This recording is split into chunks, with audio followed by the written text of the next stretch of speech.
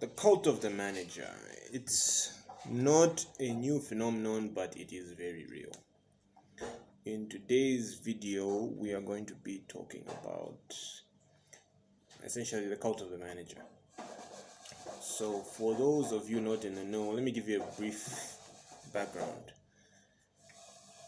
There is a terminology that is thrown around that is called the cult of personality.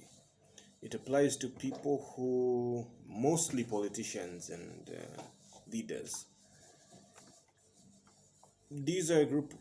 This quality rather is one which people have, and they use it to achieve sometimes good things, sometimes bad things.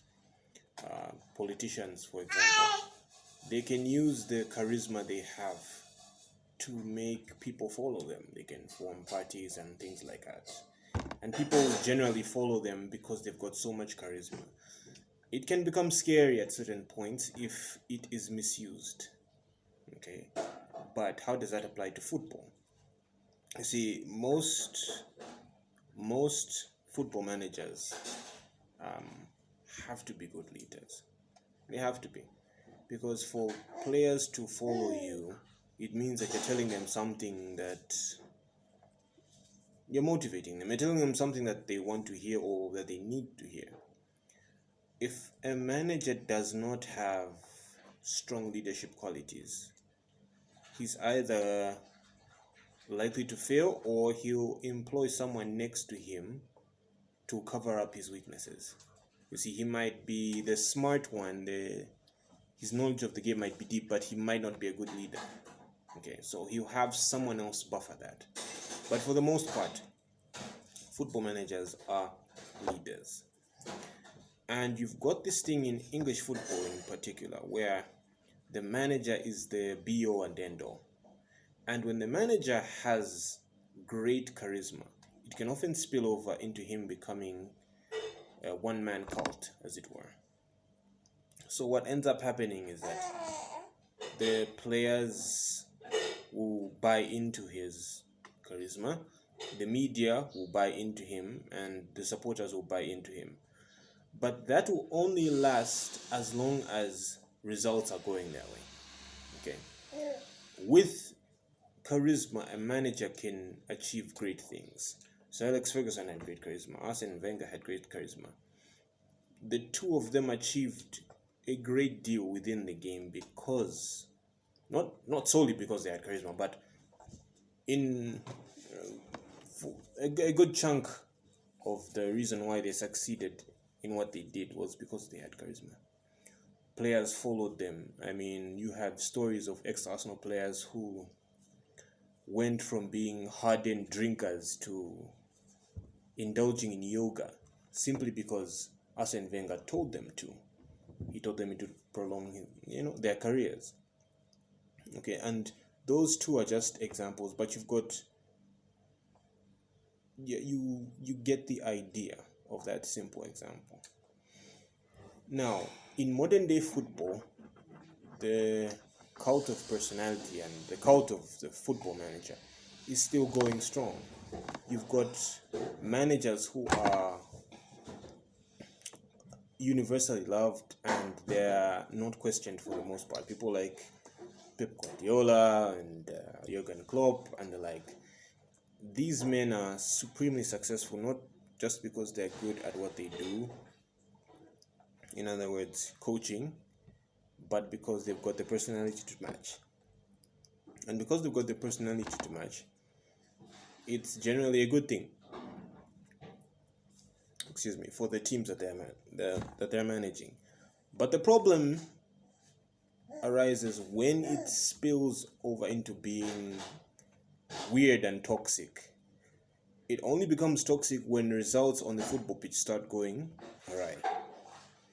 And we're seeing this now with two managers.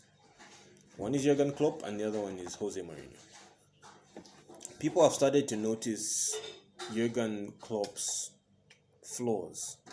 They've started to notice how his teams tend to have an excellent plan A, but not very good plan B. With Jose Mourinho, it's the same problems he's had everywhere he's gone. His inability to motivate the modern day player, has been brought to light. So you've got these scenarios of these formerly universally loved people whose masks, as it were, are slipping, and there's a great deal of toxicity around them because the charisma has the overabundance of charisma has spiraled into this twisted negative version of what it was supposed to be. So the cult of the manager is only good when the team are winning. When they have a few losses, things can go south. And suddenly the guy who was seen as the savior becomes a bit of a pariah, So yeah, I think that is what I wanted to touch upon. But before I go, I just wanted to say that the issues, for example, that Liverpool are having right now aren't solely the problem or aren't solely the fault of the manager. Klopp is part of the problem, yes, because of the things that happened on the pitch, but off the pitch, he ended up being surrounded by people in the media and supporters who never really questioned what he was doing. And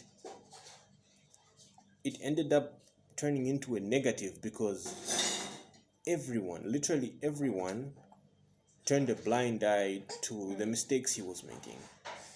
Okay. Others will argue that it's part of the cycle, and modern football comes and goes in cycles, and I wouldn't disagree with that.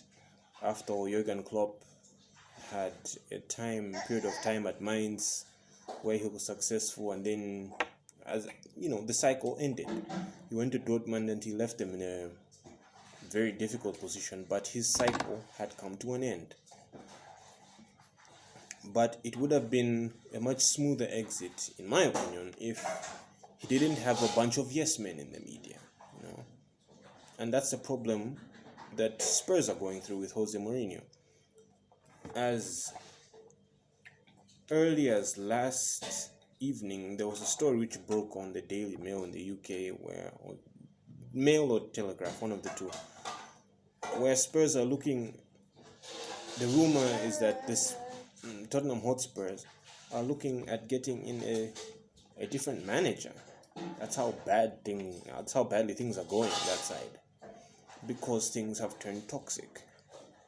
Now, with Mourinho, for example, someone will argue that this is just what Jose does. The team will win for a bit, and then the following year or year and a half, things will implode.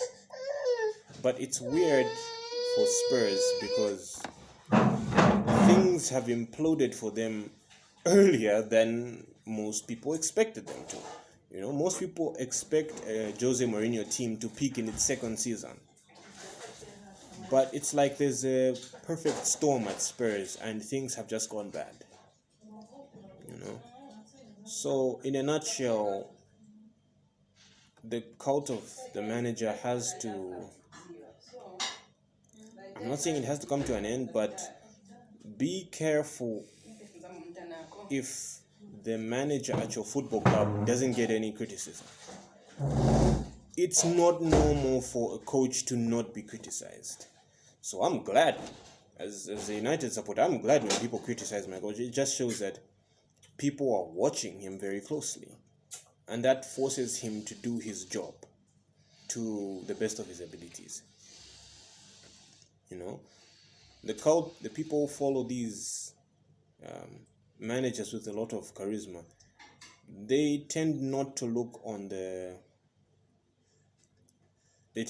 the negatives a lot of times. So, yeah. Okay, thank you for watching. There will be an article linked in the description If it's not linked in the description, it will be coming out soon. And I'll link